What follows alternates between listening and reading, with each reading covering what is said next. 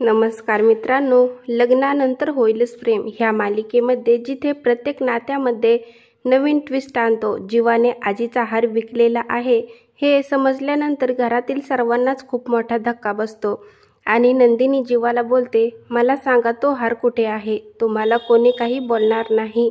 आणि तेव्हा माननी बोलते, नंदिनी तुझ्या त्या आश्रमासाठी त्याने हार विकला आहे ना? काय झाले तुझ्या आश्रमाला? तेव्हा बाबा देखील नंदिनीवर ओरडून बोलतात की तुझ्या आश्रमाला काय झाले होते? तेव्हा जीवा बोलतो, मी तुम्हाला सर्व काही सांगतो. मी चुकीच्या व्यक्तीशी व्यवहार केला होता. आणि बाबा हे आश्चर्यचकित होऊन विचारतात, चुकीच्या व्यक्तीशी? मग कोणत्या व्यक्तीशी? तेव्हा जीवा पुढे सांगतो की भास्कर काकांशी. आणि भास्करचे नाव ऐकल्यानंतर सर्वांनाच खूप मोठा धक्का बसतो आणि बाबांना अतिशय राग येतो व ते सर्वांच्या समोर जीवाला मारहाण करू लागतात. आणि तेव्हा सर्वजण हे बाबांना अडवण्याचा प्रयत्न करू लागतात.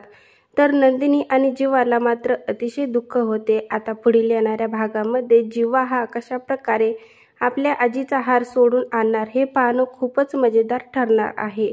लग्नानंतर होईलच प्रेम ह्या मालिकेचे नवनवीन अपडेट पाहण्यासाठी आपल्या चॅनलला लाईक करा, शेअर करा आणि सबस्क्राईब करायला विसरू नका.